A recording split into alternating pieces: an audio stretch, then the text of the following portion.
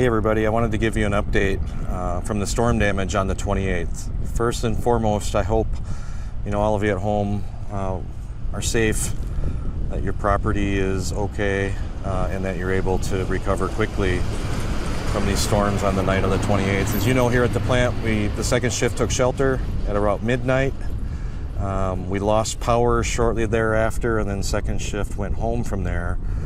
And then you'll also know on the 29th on day shift, we didn't run production, mostly because we didn't have any electricity here in Ripon. The first electrical recovery came a little after noon to part of the plant. Over the next couple hours, we started to recover some of the equipment in some of the spaces, just general lighting and air circulation. And then the other half of the plant got power back on the night of the 29th at about 6:30 p.m. So as I stand here on Friday, around noon, we've got power back to all of the facilities, so we're really happy about that. I do understand there are still areas of Ripon that our team members live in that still don't have power though. So if you're one of those, I hope you get power back real soon. Really three big issues that impacted the plant. First was electricity, as I mentioned. Second, there are two areas in the facility where the roof was actually breached. One, and the most impactful, is on top of our E-coat oven. In fact, there's an oven or a booth on the second story of the paint shop after E-coat where we bake E-coat onto the finish or onto the panels, and it's about a 400-degree oven. The storm had such force that it pulled the top of the roof off the oven and actually, damaged the top of that oven. So we've got the roof now temporarily repaired as of this morning, as of Friday morning, so it's watertight. But the damage it created to the booth itself isn't repaired yet. And so we've got, an army of people working on this. And in fact, our booth vendor is building us custom panels today as I speak to you that we will pick up this evening between 3 and 5 p.m.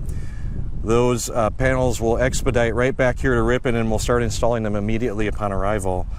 And it looks like right now, sometime late Saturday, we'll have the top of that booth repaired. And then at that time, we can begin bringing some temperatures up. We also have the booth vendor coming in to help us to do inspections and, of course, help us dry out the booth. So it's our best intent to be able to, sometime Monday, begin to pass panels through that E-coat line. But it currently is still, our most risky portion. The other building that had substantial damage that we're standing in front of, actually, is the dryer building. If you look off my right hand here, you can see this is an air makeup unit that was on top of the dryer building on Wednesday. We actually have two of these on the ground. If you drive by the plant out here, you'll see them both as we pan to the other one. But there are actually 7 of these on the roof that are damaged or were tipped off of their base, which created open holes in the building, where this unit used to sit.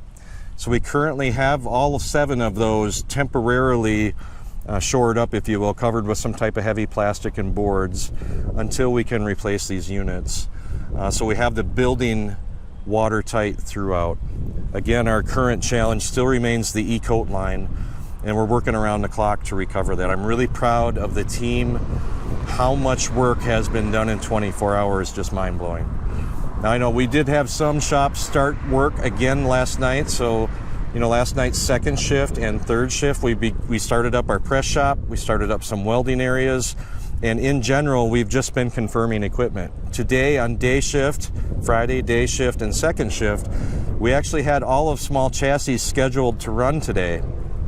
However, with the E-coat line being down, we're unable to run top load washer and front load washer because they consume parts out of the E-coat line. So we're hopeful to get that line back up Monday to be able to resume in those two areas, and that is our plan right now. Our dryer line does not use E-coated panels, and it is actually in operation today. We are running both the high volume and the low volume dryer line today. Our UC washer extractor line and our UC large UW washer extractor lines are running, along with stamping shops and other back shops as we bring the plant back online. So, I'm really thankful. Buildings we can replace. Nobody was hurt inside of our buildings, so we are so thankful for that. We're also sending prayers your way that everything at home is recovering and life can return to normal as soon as possible. So again, to summarize, we're working really hard on building recovery. Expect full production on Monday. We know that first shift could be a little bit rough depending on these E-coat repairs, but it is our intent to be able to run the plant, as normal on Monday, in August 2nd, I believe that is. So I hope you have a great weekend. If anything changes, keep an eye on the app and watch social media for any updates. Thank you so much for making us a great company.